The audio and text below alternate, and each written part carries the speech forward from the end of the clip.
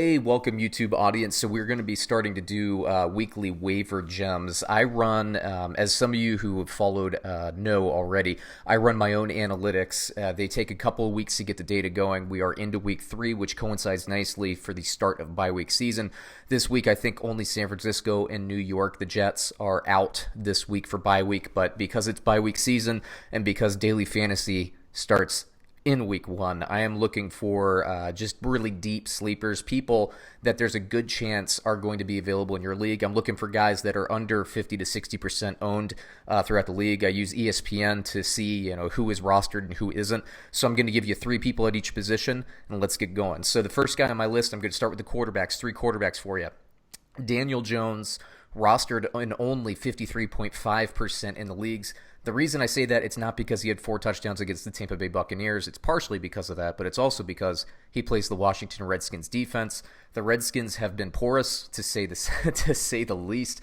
Josh Norris is all right, but outside of him, nobody in the secondary can seem to cover. Everybody seems to be popping off weekly against this Washington Redskins team. I actually have Daniel Jones projected at over a 25 in DraftKings. That's good for 6th on my board this week for quarterbacks. When you're playing a bad defense, good things happen. Daniel Jones, his first home start. Let's see if he can get that energy going. Number 2 on my list is Jacoby Brissett. I don't have him at the greatest projection. He is still over a 20, which is just fine. Only owned for some reason in 27% of the leagues. Yes, NFL football world, I know Andrew Luck is gone. It's very sad. He's out in Portugal or Fiji or doing whatever he's doing.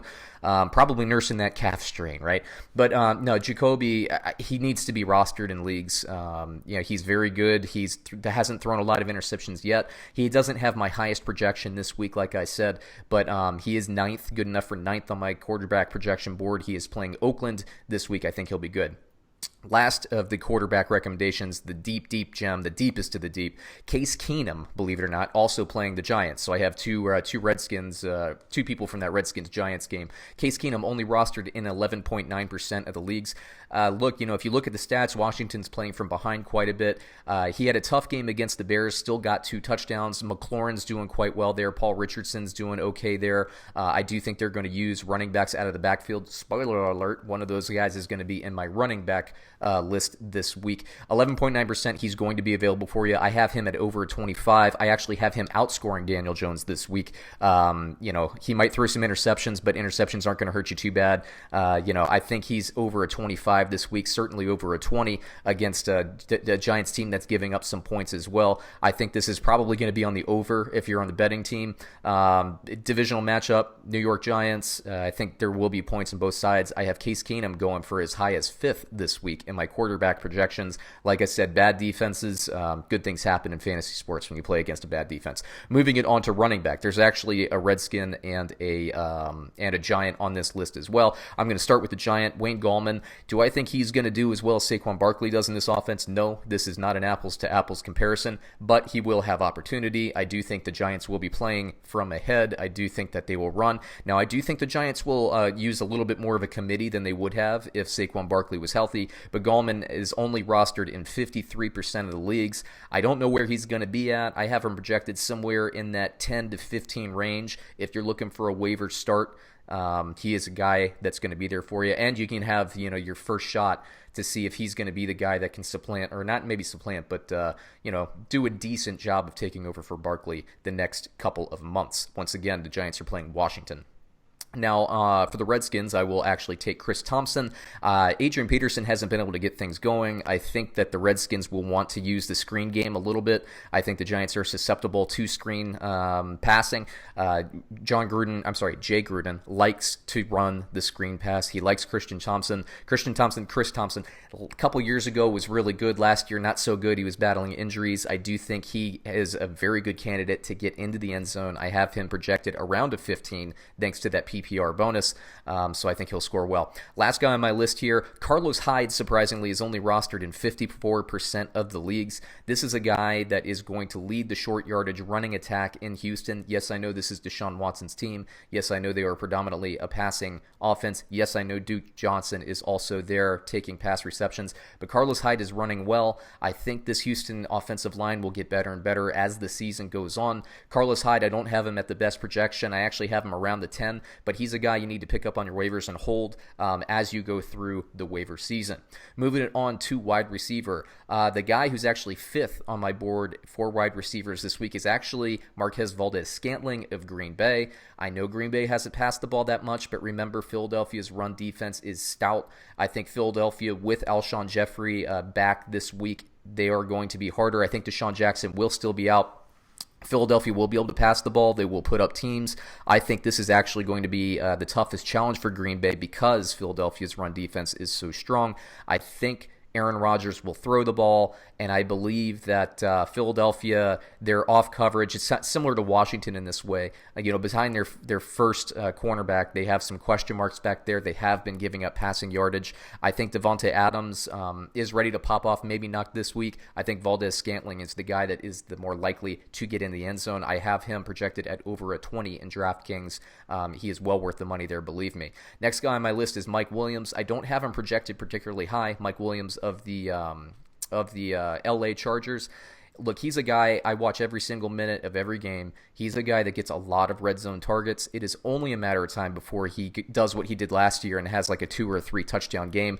Could this be the week? I don't know. They're playing Miami, though. This is the week, if it's going to happen, that it would happen. Keenan Allen just came off a huge game. I do think Mike Williams will be used a little bit more. He's somebody that you should roster, only owned in 34% of the leagues because he hasn't gotten into the end zone yet. Like I said, it's not for lack of opportunity. He has big play potential. He will start catching some of these things. It's the law of averages. He's too talented not to. Next guy on my list is a guy, again, not super high projection. Mecole Hardman from Kansas City, only owned surprisingly in 55% of the leagues. If you can get your hands on any Kansas City Chief, if it's Demarcus Robinson or whoever, pick them up. Hardman is fantastic. He's fast. He might only get 2 or 3 catches a game, but those could be 2 or 3 touchdowns and long touchdowns at that. If your league bonus is long touchdown receptions, it's another reason why. If you're in a league where you get return yardage, he returns kicks. There's no reason to not have Mecole Hardman on your roster. Like I said, 55% rostered. He's a guy that should be on everybody's roster. Pick him up. You can also start him in daily fantasy. Kansas City plays Detroit this weekend in Detroit. I have a bonus wide receiver for you. I just noticed that DJ Chark in Jacksonville is only rostered in 58.9% of the leagues. People, you're not paying attention. Gardner Minshew loves throwing to this guy. I don't have him at a great projection this week, only about a 10 to a 13. Still good enough, in most leagues. That's at full PPR, not half, not zero PPR. It's a full PPR projection. Playing Denver this week, I do think it's going to be a little bit of a tougher matchup for Jacksonville-Denver. I think it's going to be a lower scoring game.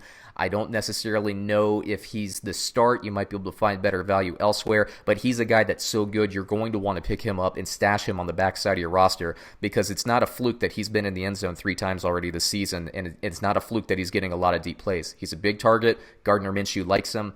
It's going to happen time and time again. Pick him up. At tight end, Will Dissly, he's number 1 on my tight end board this week, only owned in 52% of the leagues. Russell Wilson loves playing with this guy. And let me remind everybody, last year, Will Dissly caught, I think, like 2 to 3 touchdowns, maybe even 4 in the first 4 games last season. Then he got hurt and he missed the rest of the season, so we forgot about him. Or a lot of people did. Apparently, about 48% of you forgot about him. Will Dissly is a very good tight end. Russell Wilson always looks for him on the goal line. I believe he scored 3 touchdowns in 3 games this year.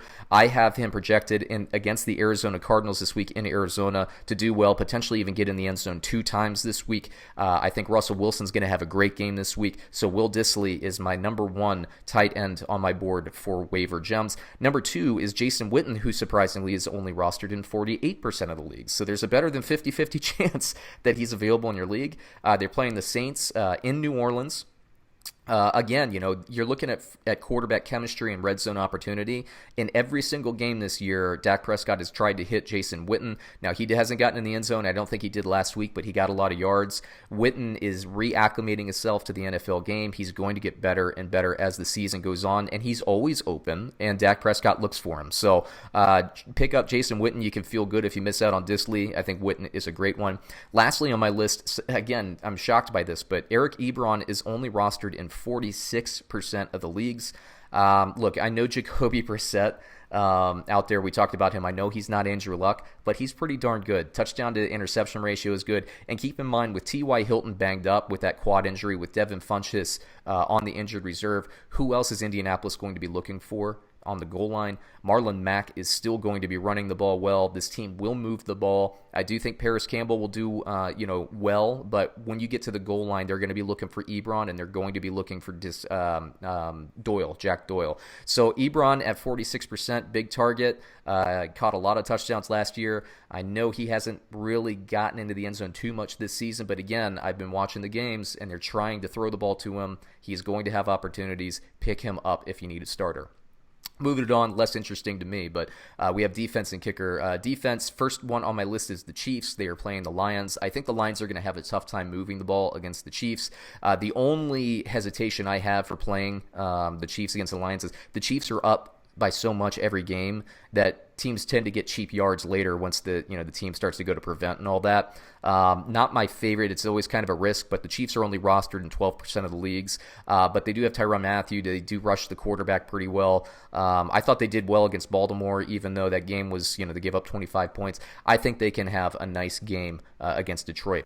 The next one on my list is Seattle playing at Arizona. Same kind of thing here. I think Seattle will force turnovers and get to Kyler Murray and force some sacks. And I think they'll bottle up the passing game a little bit. The only scary point, the devil's advocate here, is that the Cardinals can throw the ball pretty well. They tend to get a lot of yards. They tend to get some touchdowns, particularly late in the game. Seattle, I do think that they'll hold Arizona. That'll probably be the toughest matchup for Arizona this young season. So I like Seattle, only rostered in 28% of the leagues. Last defense I have is the Texans, who are playing Kyle Allen and the Carolina Panthers. I think Kyle Allen falls back to earth this week. I do think the Texans can get a pass rush going. I think they can force turnovers. And if you're looking for a stream defense and you don't have a lot to pick from, a team like the Texans, I think that's a good one. You have J.J. Watt always pushing the pocket. They have a lot of speed on their defense. So against a backup quarterback, even though you can make an argument that Kyle Allen could be a starter somewhere, I think this is a defense that you could pick up and play. Lastly, we're going to move it to kicker. If you need a kicker this week, I like Mason Crosby against Philadelphia. Philadelphia, I think Green Bay will move the ball, but I think they'll have a hard time sticking it in the end zone with their running backs. That means field goal opportunities, so I like Mason Crosby, only rostered in 45% of the leagues.